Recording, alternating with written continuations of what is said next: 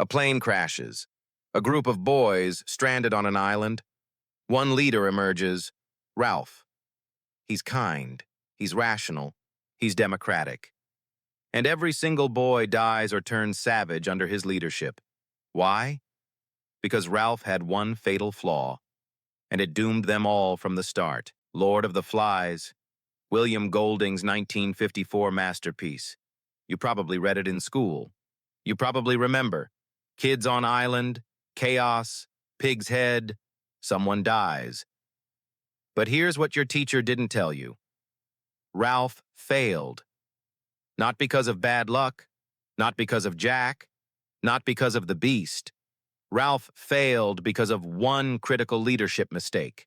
A mistake so fundamental that no amount of conch blowing could fix it. Today, I'm breaking down exactly why Ralph could never save them. The psychological truth, the leadership failure, the tragic inevitability. This isn't a book summary. This is an autopsy of a failed leader. Let's begin. Part 1.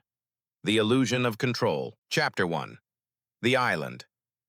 No adults. Ralph finds a conch shell. He blows it. Boys gather. They vote. Ralph becomes chief. And this is where the fatal flaw begins. Ralph believes in systems. We need rules, he says. We need meetings, he says. We need to keep the fire going, he says. Sounds reasonable, right? That's what civilization is. Rules, structure, order. But here's the problem. Systems require enforcement. And Ralph? He has zero enforcement mechanism. Think about it. When Jack's hunters let the fire go out, what does Ralph do? He gets angry. He lectures them. He appeals to their reason. Don't you understand? He says. A ship could have seen our smoke. But Jack doesn't care. The hunters don't care. Why would they? There's no consequence. Ralph can't punish them. He can't remove them. He can't force compliance. All he has is a conch. And a conch is just a shell. This is Ralph's fatal flaw. He thinks talking equals leading, but it doesn't. Leadership requires 3 things. 1. Vision. Ralph has this. 2. Charisma. Ralph has some. 3. Power. Ralph has none. And without power, vision and charisma are worthless. Jack understands this.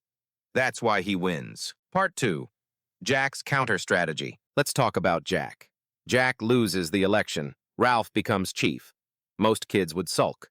Most kids would quit. Not Jack. Jack does something brilliant.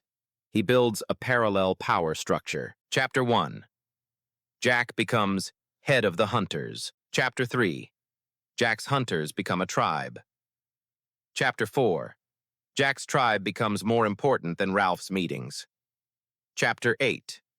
Jack's tribe becomes the only power on the island. How does he do it? Simple. He gives the boys what they want, not what they need. Ralph says, we need shelters. Jack says, let's hunt pigs. Ralph says, we need to keep the signal fire going. Jack says, let's paint our faces and dance. Ralph says, we need to be rescued. Jack says, we need to survive now. Who would you follow? Here's the brutal truth. Civilization is boring. Rules are boring. Meetings are boring. Responsibility is boring. Hunting is fun. Killing is fun. Power is fun. Ralph offers delayed gratification. Be good now. Get rescued later. Jack offers immediate gratification. Feel powerful now. And when you're a scared 12-year-old on an island, you choose now. This is why Ralph fails. He appeals to reason in a situation where emotion rules.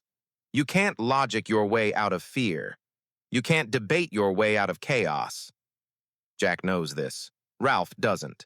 Part 3. The Beast. Ralph's second mistake.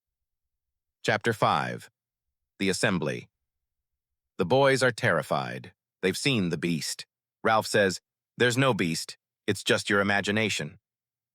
He's right. Golding tells us, the beast is fear itself. It's human nature. It's the darkness inside. But Ralph being right doesn't matter, because the boys don't want rational explanations. They want protection, and Ralph can't give them that. Watch what happens. Ralph, "There's no beast." Jack, "I'll kill the beast." Ralph offers truth. Jack offers safety. Guess who wins? This is Ralph's second fatal flaw. He underestimates the power of fear.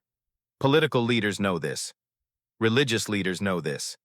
Cult leaders definitely know this. You don't fight fear with logic. You fight fear with a bigger fear, enemy, a protector, strong leader, a ritual, sacrifice, dance, violence. Jack does all three. 1. Bigger fear, the beast is real and dangerous. 2. Protector, I will hunt it. 3. Ritual, we'll paint our faces, kill pigs, leave offerings. Ralph does none of this. He just says, "Stop being scared." That's not leadership, that's naivety. And this is where the island truly splits. Ralph's tribe, small, scared, clinging to rules. Jack's tribe, large, powerful, embracing savagery. The beast wins, not because it's real, but because Jack makes it useful. And Ralph refuses to. Part 4. The Murder of Simon. The Point of No Return. Chapter 9. The Storm. The Dance. The Frenzy. Simon crawls out of the jungle. He has the truth. The beast is just a dead paratrooper. He's about to save them all, and they kill him. Not Jack's tribe. All of them, including Ralph, including Piggy. They tear Simon apart in a ritualistic murder. This is the moment Ralph could have stopped it. He's right there. He sees what's happening, but he doesn't stop it. Why? Because Ralph has already lost control. He's been reduced to a participant in Jack's ritual, not a leader, not a chief, just another scared boy in the crowd. After the murder, Ralph tries to rationalize. It was an accident, he tells Piggy. We didn't know it was Simon, he says. It was dark. But these are lies. Ralph knows the truth. Golding shows us. Ralph participated in murder, and this destroys him. This is Ralph's third fatal flaw, moral cowardice. He knows what's right, but he lacks the courage to enforce it. When the moment came to stand up to say, "Stop, this is wrong," Ralph chose safety over morality. He chose the crowd over the individual. He chose survival over civilization. And that's the moment he lost everything. Because if Ralph won't defend his own principles when it matters most, why would anyone follow him? Part 5. Piggy's Death. The Final Collapse. Chapter 11. Ralph, Piggy, and the twins go to Jack's tribe. They want Piggy's glasses back. They want reason to prevail. Piggy holds the conch. He makes a speech. Which is better, to be a pack of painted savages or to be sensible like Ralph? It's a good question, a fair question, and Roger answers it by dropping a boulder on Piggy's head. Piggy dies. The conch shatters, and with it, the last symbol of civilization. Ralph is now alone, hunted, terrified. Here's what's important. Piggy's death wasn't random.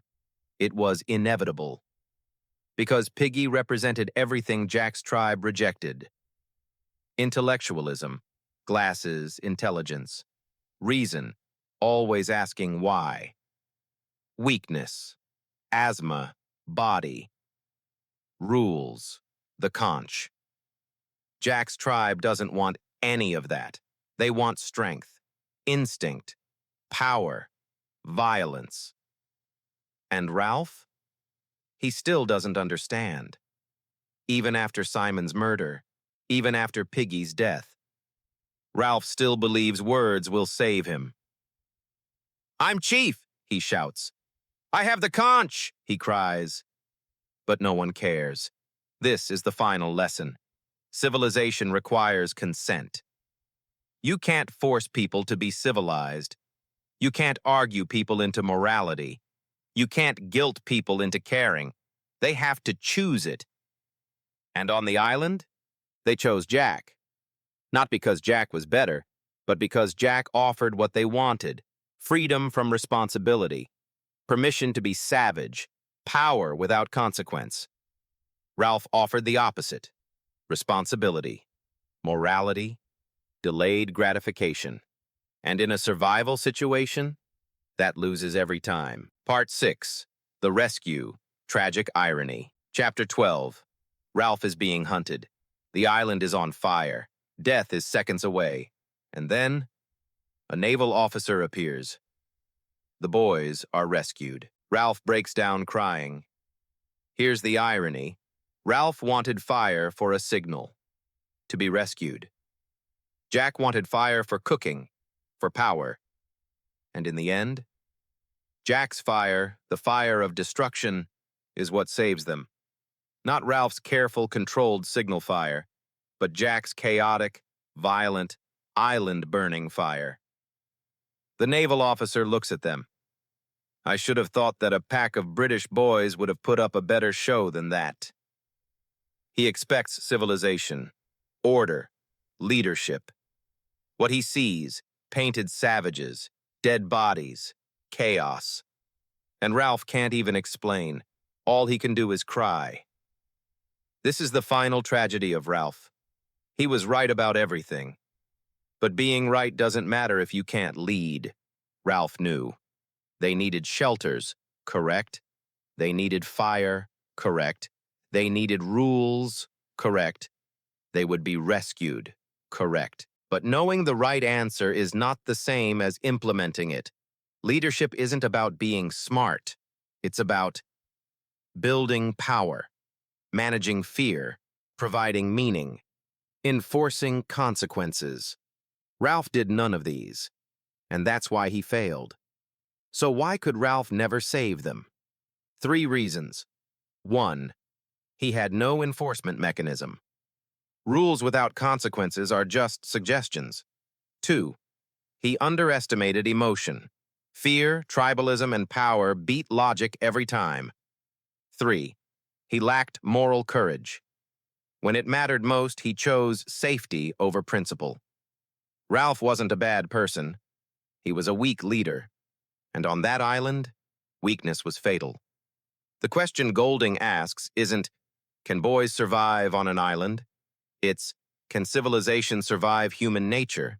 And the answer, at least with Ralph as leader, is no.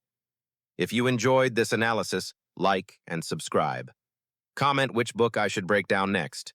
Remember, being right isn't enough. You have to lead. Thanks for watching.